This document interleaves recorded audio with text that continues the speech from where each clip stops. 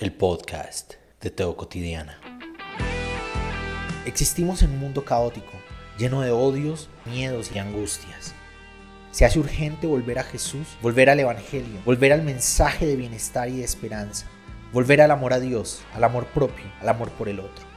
Teo Cotidiana. Aprobación. Ese es uno de los elementos importantes en lo que somos como personas dentro de nuestras sociedades actuales. Estamos constantemente buscando la aprobación del otro. Necesitamos los likes, los corazoncitos, la gente que está diciendo que estamos lindos en las fotos de Instagram, la gente que esté diciendo que lo que escribimos y decimos tiene su aprobación.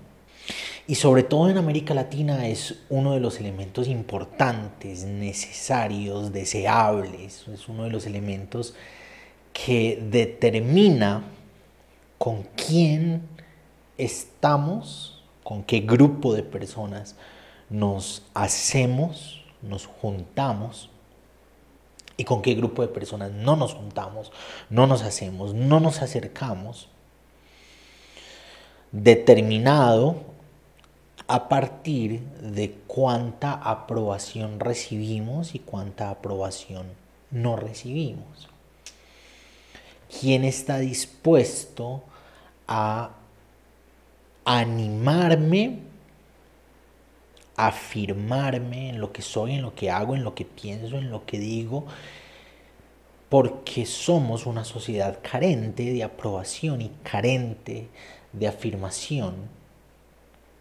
Somos una sociedad, somos un grupo de personas, una generación que creció en hogares disfuncionales, en hogares rotos, en familias llenas de conflictos, de violencias de diferente clase, violencias emocionales, violencias psicológicas, violencias incluso sexuales, ¿cierto? Que llegan desde la familia. Una de las fuentes más grandes de abuso sexual es la familia cercana. Somos una generación rota por las experiencias, rota por la realidad que ha tenido que vivir, rota por los recuerdos de abuso psicológico, emocional, físico. Fuimos una generación levantada a punta de chanclas y de palos y de correa. Y si veníamos de papás, mamás, cristianos, cristianas, entonces fuimos abusados físicamente con la aprobación de Dios, según se dice. Entonces somos una sociedad que constantemente busca aprobación y afirmación, porque no lo tuvimos de nuestros papás, porque nuestros papás en general, no todos tuvieron la misma experiencia, pero en general América Latina tuvo esa experiencia de conflictos familiares, de hogares rotos, de mamás que se esforzaron mucho por llevar comida a la casa, pero no podían partirse para tener comida en la casa y cuidar la educación de los hijos. No podían partirse en dos para llevar con que sostener el techo, la ropa, la comida y uno que otro gusto, si era posible, cuando era posible. Y además cuidar de la formación de valores éticos, cuidar de llenar las necesidades físicas, emocionales, psicológicas. Hay hogares de abandono, hay familias, personas que crecieron con sus tíos, con sus tías, con sus abuelos, con sus abuelas. Hay personas que crecieron con otras personas que ni siquiera eran de su sangre y algunos recibieron un acogimiento de amor y de cercanía, y otros recibieron abuso. Abuso psicológico, abuso emocional, abuso físico, incluso abuso sexual. Y entonces cuando llegamos a las iglesias, llegamos buscando eso que se nos había perdido en la vida cotidiana, en la vida familiar. Cuando llegamos a las iglesias, llegamos buscando llenar el vacío que nos habían dejado nuestras historias, las historias que rompieron nuestra estabilidad mental, nuestra realidad emocional, rompieron nuestra vida. Cada persona es un universo, cada persona es una historia diferente, y en medio de cada una de esas historias hay un montón de realidades en las que fuimos rotos, y llegamos a las iglesias a buscar reparar los rotos que estábamos y a buscar llenar los vacíos en el corazón y en el alma. Esa es la razón de ser, de por qué nos aferramos, o esa es una de las razones de fondo del por qué nos aferramos tan fuerte a nuestra burbuja eclesial, el lugar que consideramos nuestro hogar, ¿no? El escape de ese lugar donde donde vivimos, crecimos y fuimos rotos. Y muchos de nosotros encontramos eso, una familia alternativa. Y yo me acuerdo que yo en algún momento le dije mamá espiritual y papá espiritual a un montón de gente. Yo tenía a mi mamá en la casa. Mi mamá era parte del liderazgo de la iglesia, pero mi mamá tenía que trabajar durante el día, ¿no? Entonces, yo crecía en la casa solo, tenía que organizarme, hacerme de comer, estaba con mis hermanas, a estar a cargo de mi hermana menor, correr de un lado para otro, ¿no? Y tenía un montón de realidades ocurriendo adentro. Emocionalmente crecimos en un barrio de pobreza, en un barrio de violencia, en un barrio de sangre, y mi mamá pues estaba trabajando, y yo en el tiempo libre pues estaba con mis amigos, estaba buscando aprobación, afirmación, cercanía, conexión con los amigos de la iglesia, ¿no? Con los amigos del lugar, de esta familia alternativa en la que empezamos a buscar que afirmaran lo que somos, lo que pensamos, lo que hacemos, y entonces a buscar aprobación también de lo que somos, de lo que pensamos y de lo que hacemos. Y entonces nuestra vida se empezó a moldear, nuestro corazón empezó a tomar molde en eso que se esperaba en las iglesias que nosotros fuéramos y que nosotros pensáramos.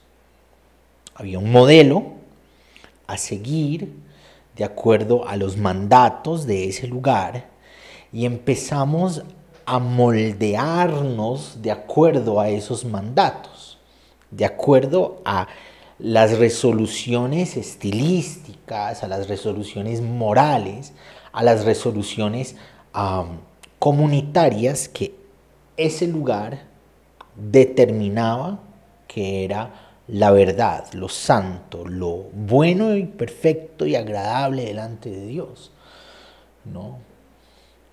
Yo me acuerdo que alguna vez, de rodillas, llorando, le decía a los pastores: perdón porque no soy capaz de pensar como ustedes. Porque se nos enmarcó el hecho de que lo bueno y lo santo era pensar y actuar de acuerdo a esas ideas que tenía el liderazgo y el pastorado. Todo lo demás, eso era incuestionable. Cuestionarlo era enfrentarse a Dios mismo, pensar desde otra perspectiva y desde otra posibilidad era irse en contra de Dios y de su palabra. Y es ahí donde tenemos un montón de personas que están amarrados, enmarcados dentro de unas ideas incuestionables, dentro de unas denominaciones, unas iglesias incuestionables, dentro de unas estructuras incuestionables, dentro de una resolución de vida incuestionable donde todos se deben parecer a todos estética y moralmente.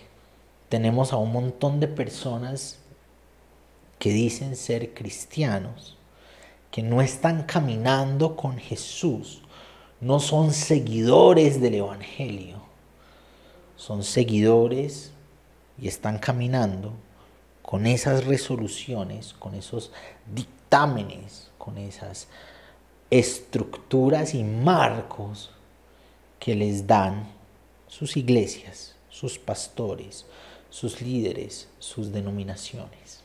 No vivimos la libertad que nos brinda el Evangelio porque estamos sometidos a un yugo de reglas, de sistemas que nos da la iglesia, los líderes, los pastores y la denominación. Cuando nuestra generación empezó a cuestionar, se nos quitó la aprobación. Caímos de la gracia de esas personas que vinieron a ser el lugar, la familia, el hogar, en donde estábamos buscando llenar los vacíos del alma, en donde cada palabra, cada gesto, cada acto lo entendimos como la palabra, la cercanía, el abrazo de Dios para saciar nuestra necesidad de aprobación y de ser afirmados. Y caímos de la gracia de nuestras familias cristianas, ¿no? Porque hay un cambio generacional en nosotros. Nosotros somos la generación con acceso masivo a la información. Nosotros somos la generación que empezamos a tener acceso con más fuerza a las universidades. Nosotros somos la generación que estudiamos las carreras que quisimos a pesar de que nuestras iglesias nos dijeron, por un lado, que eran carreras del diablo, la psicología, la filosofía. Los abogados se les enseñan a mentir profesionalmente, fue lo que me dijeron alguna vez que dije que quería estudiar derecho. Los psicólogos no son de Dios porque solo a Dios le pertenecen nuestros pensamientos, dijeron cuando hablé de estudiar psicología. Cuando hablé de estudiar teología, me dijeron que era muy peligroso porque los teólogos terminan alejándose de Dios, pero ese alejarse de Dios en el discurso tenía que ver con alejarse de lo que esa iglesia, esa estructura, esos pastores, ese liderazgo habían determinado que era lo verdadero, lo santo y lo puro. Porque pensar por fuera de ese marco era lo mundano, lo malo, lo satánico, lo condenable. Nos señaló nuestra familia, nos señaló nuestras iglesias y se junta con el acceso que tenemos a las redes sociales.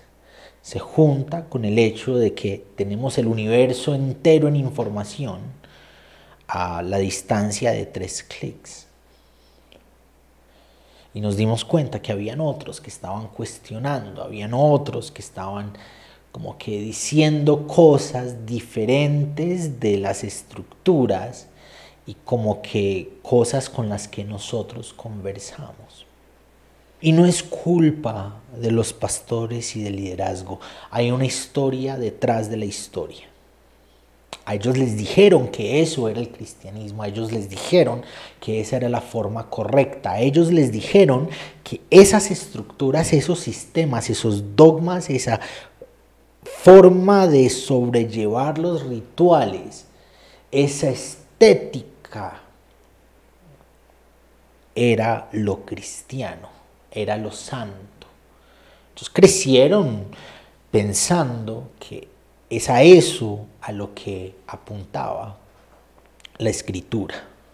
Y a Jesús le pasó similar. Jesús creció dentro de un contexto en el que se habían determinado ciertas ideas organizadas, sistematizadas, de lo que era creer y vivir a Dios, y pensar por fuera de ese marco era condenable. Y Jesús desde muy pequeño era una persona inquieta. Se nos cuenta que a los 12 años se desvía del camino de sus familiares para ir a hacer preguntas en el templo. Y hacer esas preguntas en el templo a los doctores de la ley es a lo que él denominó los negocios de mi Padre.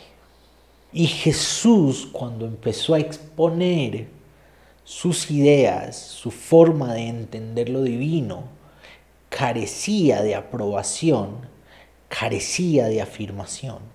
Su mamá y sus hermanos lo señalaron, lo querían callar, se lo querían llevar porque parecía fuera de sí. Creyeron que estaba loco. Lo que decía y lo que hacía llevó a su familia a pensar que se había enloquecido. Los doctores de la ley de la época, quienes estaban encargados de dar la correcta interpretación de las escrituras, los que sí se formaron para saber qué era lo que decía la Torá y cómo había que cumplirla, lo empezaron a señalar y a acusarlo de ser enviado de un Dios ajeno, de un Dios contrario del Dios de los judíos, de Beelzebú. Un poquito similar a cuando se empieza a señalar a gente por ser hijos del diablo, cuando empiezan a pensar fuera del marco de las instituciones. Cuando dio el primer sermón en su tierra natal, en el pueblo en el que creció, lo quisieron apedrear, lo quisieron matar. Fue un mal sermón. No estaba de acuerdo a las ideas, a la estructura de ideas, a la organización de ideas que estaban aprobadas dentro de la sinagoga a la que perteneció toda su vida, a la que iban sus familiares y los amigos con los que creció jugando con las gallinas. El Sanedrín conspiró en contra de Jesús. Y en últimas, lo terminaron matando. Fue enjuiciado porque lo que decía y lo que hacía se salía de los parámetros de la convención religiosa y política y cultural de su época. Y en un primer momento Jesús empezó solo.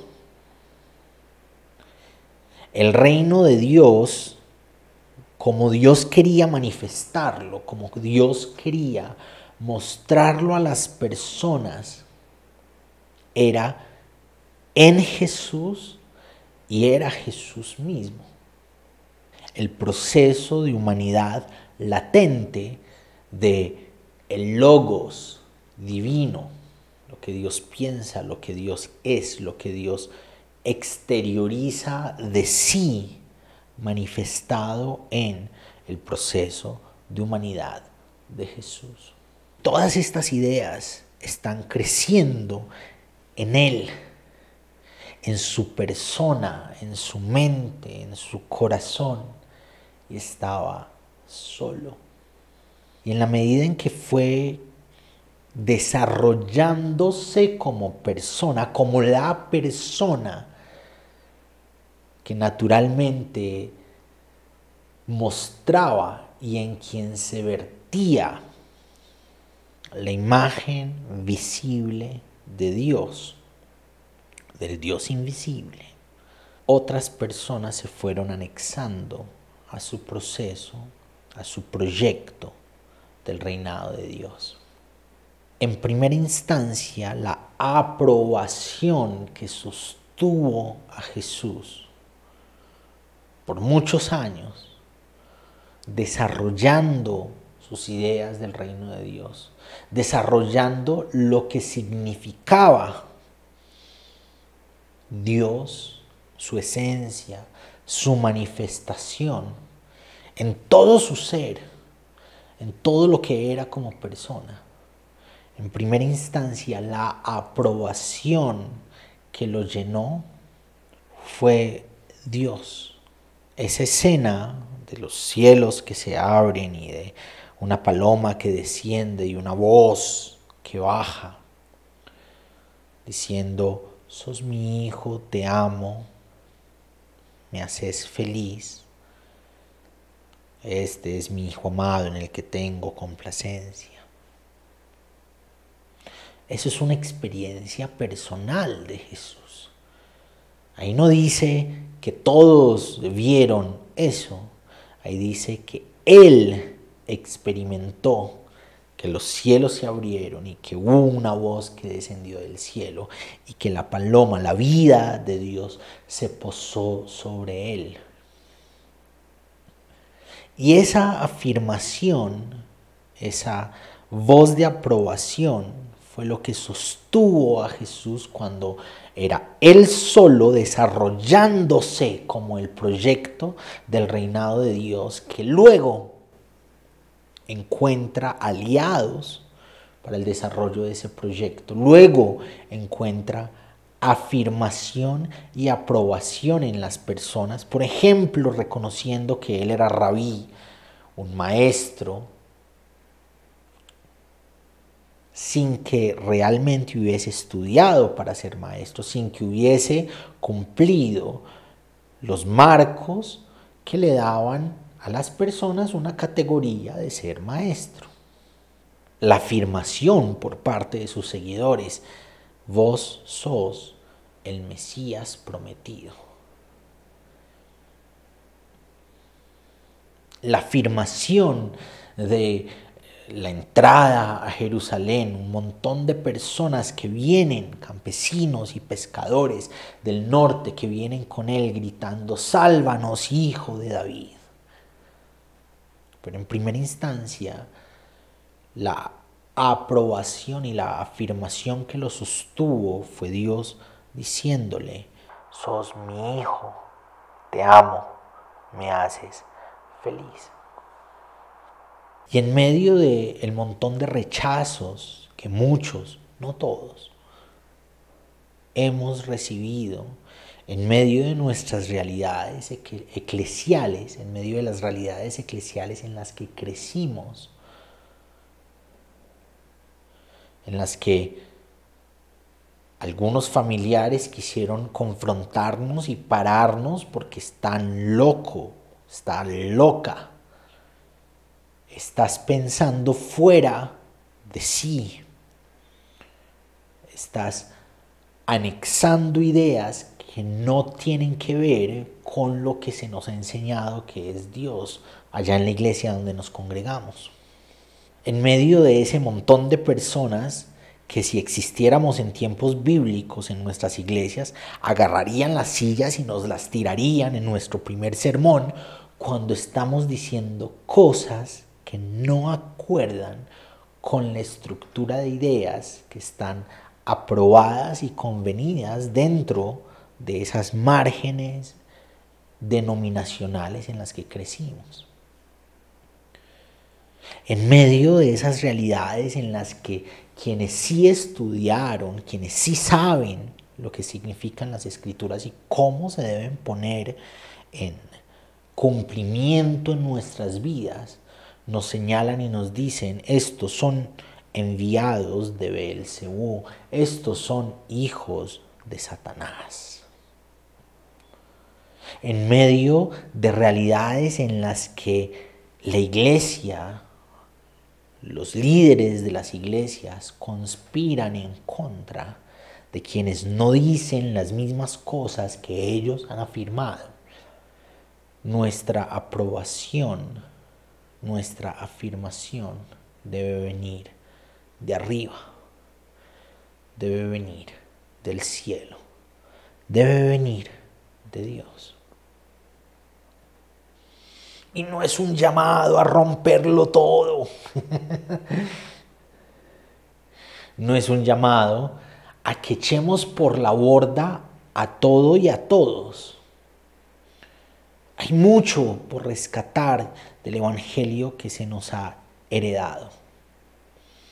Pero no podemos seguir viviendo un evangelio por herencia, un evangelio en el que creyeron otros, un evangelio que experimentaron otros. Necesitamos caminar con Jesús y vivir su buena noticia. Necesitamos, vos y yo, coger nuestras Biblias y acercarnos a ellas, no desde el prejuicio, no desde las presuposiciones que heredamos, sino desde nuestra propia experiencia de querer buscar lo divino, en eso que es Jesús, en eso que Jesús significó y significa, en eso que Jesús representó y representa.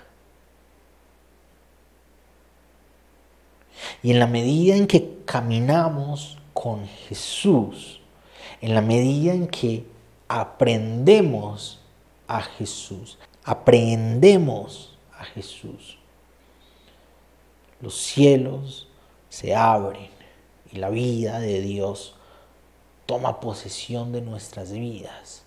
Y su voz nos dice: sos mi hijo, te amo, me haces feliz. Y en la medida en que caminemos con Jesús, otros se irán anexando a esto que sigue siendo el proyecto del reino de Dios, que es disruptivo, que confronta y que subvierte los acuerdos, las convenciones con las que hemos querido enmarcar. Aquí es donde Dios cabe y no cabe en ninguna otra parte. Aquí es donde Dios pertenece y no pertenece a ninguna otra parte. Aquí es donde encontramos a Dios y no lo encontramos en ninguna otra parte. En Jesús nos dimos cuenta que Dios, más que estar en los rituales del templo, estaba entre las personas creciendo como uno más, desarrollándose como el agente del proyecto del reino de Dios.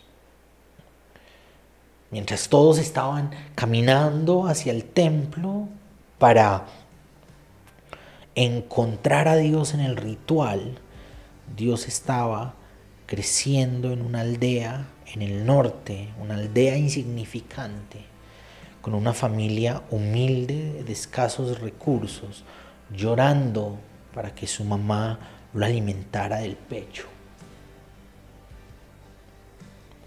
El evangelio es disruptivo. El evangelio subvierte las convenciones y nos muestra un rostro de Dios